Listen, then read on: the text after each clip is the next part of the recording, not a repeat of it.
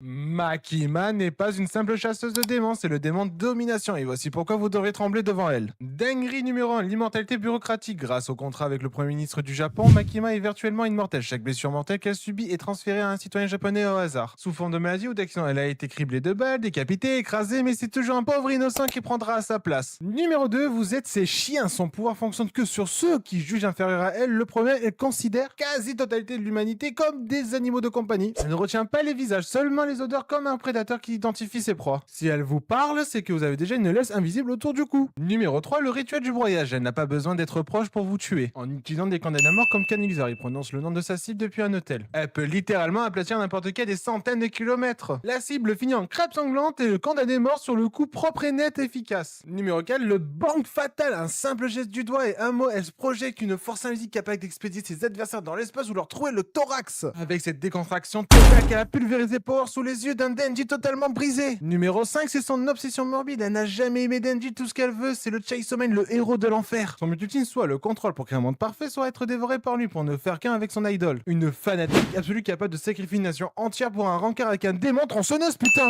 Alors toujours envie d'être son toutou? Abonnez-vous pour la suite des dossiers de Chainsaw Man. Imaginez un ange qui vous sauve pas, mais qui vous facture votre espérance de vie juste en serrant la main. Bienvenue chez le démon ange. Le mec le plus puissant et le plus flemmard de la sécurité publique. Contrairement aux autres démons, il n'a aucune haine envers les humains. En fait, il les s'en tape totalement. Son seul rêve, manger des glaces et dormir. Mais ne vous fiez pas à son visage de Tom modeste, c'est une arme de destruction massive. Sérieux, chaque seconde de contact physique avec lui vous vole environ 2 mois de vie. Vous voulez un câlin, ça vous coûtera 10 ans. Un baiser, vous êtes déjà mort les gars. En vrai, sérieusement, sa vraie dinguerie, c'est une auréole qui peut matérialiser des armes à partir de l'espérance de vie qui a volé. Une épée de 5 ans puissant, une lance de 1000 ans, ça peut découper des concepts que même l'enfer redoute. C'est littéralement une armurerie qui fonctionne à l'énergie vitale humaine, un ratio de rentabilité que même votre banquier n'oserait pas rêver. Mais pourquoi ce dieu de la mort est-il devenu le petit chien de Makima? Parce que sa mémoire était effacée avant d'être un bureaucrate dépressif. Il avait un village, des amis, une vie. Makima a simplement ordonné à son pouvoir de tout raser pour tester son potentiel. Il a fini ses jours comme une simple extension du pouvoir du démon du contrôle, se transformer en arme ultime sans même s'en souvenir. Trop pur pour l'enfer, trop dangereux pour la terre. Le démon ange est la preuve que dans Chainsaw Man, même la beauté finit par vous tuer. Abonnez-vous avant qu'il vous touche. Le démon ange voulait pas mourir, il voulait juste qu'on lui fiche la paix, une glace à l'italienne, mais avec Makima, la paix c'est pour les faibles ou les morts. Ici, t'es soit un outil, soit un cadavre. Et souvent, t'es les deux en même temps, c'est pas mal. Les gars, je vous jure, la plus grande dinguerie arrivée sur la plage, c'est l'ange se souvient enfin. C'est Makima qui a forcé ses pouvoirs à massacrer son village natal. Juste pour voir ce que ça faisait, genre un team building qui finit en génocide ivre de rage, il tente de la buter, sa réponse à un simple « donne-moi tout ». En une seconde, sa volonté était brisée, il redevient le toutou soumis qui a toujours été fin du CDI, début de l'esclavage total. Pendant le combat contre le démon flingue, Makima agit comme une pile de Duracell géante, putain, elle le force à créer une lance de 1000 ans d'espérance de vie. Et le sommet de l'horreur, elle utilise un ange pour forger un cure-dent divin avec la vie de milliers d'innocents. L'ange n'est plus un perso, c'est une usine de munitions pour la PDG du démon contrôle. Sa fin est tout sauf héroïque. Après le combat avec Makima, il est fini vidé sans âme rangée dans la collection de Makima. Il réapparaît comme une marionnette silencieuse, le regard vide, sans conscience, sans vie. Il n'a jamais eu le repos qu'il réclamait. Il est devenu un accessoire de mode pour une psychopathe. C'est la réalité de Chainsaw Man, les plus beaux personnages finissent dans le broyeur de la viande de la hiérarchie. Abonnez-vous ou je demande à Makima de vous appeler pour un entretien d'embauche. Tout le monde pense que Denji est un idiot fini, mais pour tuer Makima, il a pondu le plan le plus brillant et le plus cruel de l'histoire du manga. Son secret, il était même pas sur le champ de bataille. Regardez bien cette scène, Makima plonge ses mains dans la poitrine ce qu'elle croit être Denji. Et elle lui arrache littéralement les entrailles dans un déluge de sang, c'est sanglant, c'est viscéral. Mais au milieu de ce carnage, elle brandit un trophée absurde, un cœur qui possède la petite tête mignonne de Pochita avec ses grands yeux trop mimi sérieux. Elle savoure ce qu'elle pense être sa victoire finale sur l'homme qu'elle voulait posséder. Multiclonage à Naruto pour piéger celle qui voit tout. Denji a dû se diviser et lui arracher son propre cœur. Pochita pour le laisser prendre sa forme humaine et combattre à sa place pendant qu'il s'entretuait. Le vrai Denji restait caché, immobile, camouflé au milieu d'une pile de cadavres.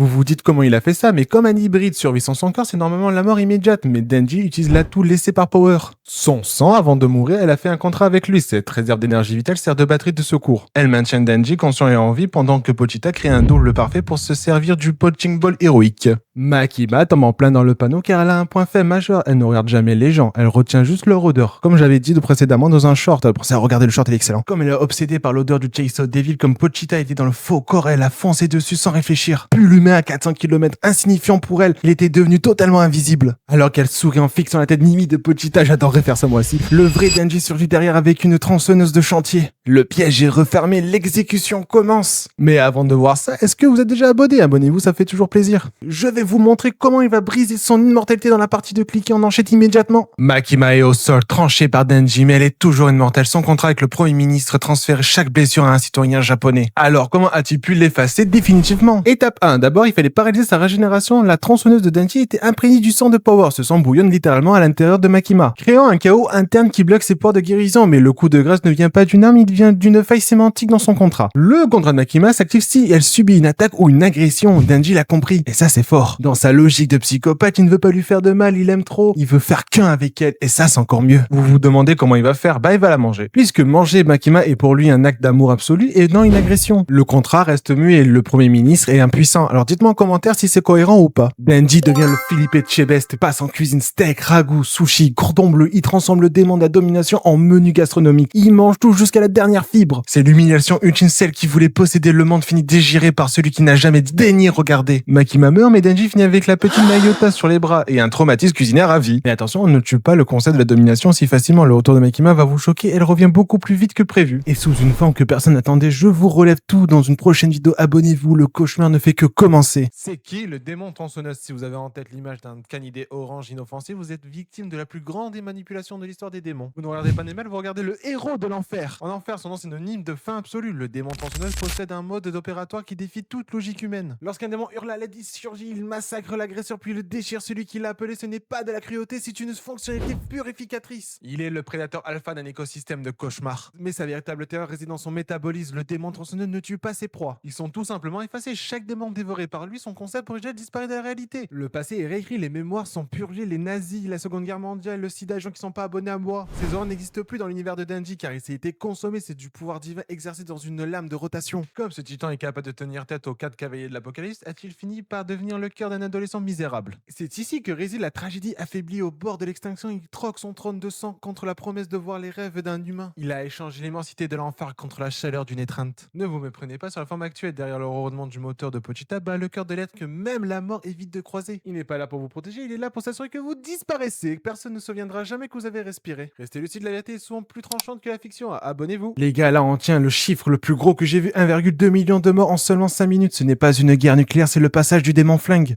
Dans Chainsaw Man, la peur des armes a créé un monstre si puissant qu'il a changé la face du monde en un seul battement de cils. Le Gun Devil est une anomalie, se déplace si vite qu'il brûle son propre corps. Partout où il le passe, le massacre selon des critères précis. Tous les hommes de 1 km, tous les enfants de 1,5 km, tout ce qui bouge est pulvérisé par des impacts de balles. Surtout les gens qui sont pas abonnés, alors vite abonnez-vous avant de vous faire tirer dessus par le démon Gun. Sa vitesse est telle que personne ne peut le voir, on ne contexte que les montagnes de cadavres. Le plus terrifiant, c'est qu'il n'est pas libre, son corps a été fragmenté après avoir été vaincu par une entité inconnue aujourd'hui. Tous les gouvernements du monde se partageant les morceaux comme des ogives nucléaires. Les USA ont 20%, l'Union soviétique 28% et la Chine 11%. Le démon flingue est devenu l'outil de dissuasion ultime des grandes puissances. Si vous trouvez que l'univers de Fujimoto est le plus sombre du jump, lâchez un gun en commentaire. Et abonnez-vous parce que ce qui va arriver maintenant va briser votre cœur à tout jamais. Quand le Gun Devil attaque enfin Makima, il ne se doute pas qu'il fonce dans un piège. Elle gagne, mais à quel prix? Elle utilise le cadavre d'Aki Anikawa pour que le démon s'y loge. Aki n'est plus un humain, c'est devenu un possédé. Le Gun freeze a 1911 au milieu du visage et des M16 à la place des bras. C'est super sympa, franchement j'adore le concept. Il ne reste rien de l'homme qui voulait protéger ses amis. Il ne reste qu'une machine à tuer qui se dirige tout droit vers l'appartement de Denji. Je vous montre le combat le plus déchirant de l'histoire dans la partie de cliquer, c'est juste en dessous. Imaginez que vous faites une bataille de boules de neige avec votre meilleur ami, tout en étant en train de massacrer des centaines d'innocents sans le savoir. C'est l'horreur absolue que vit Aki Anekawa dans ces derniers instants. Le combat final entre Denji et Aki est un chef-d'œuvre de cruauté. Fujimoto sépare l'écran en deux. Dans la réalité, le gun fills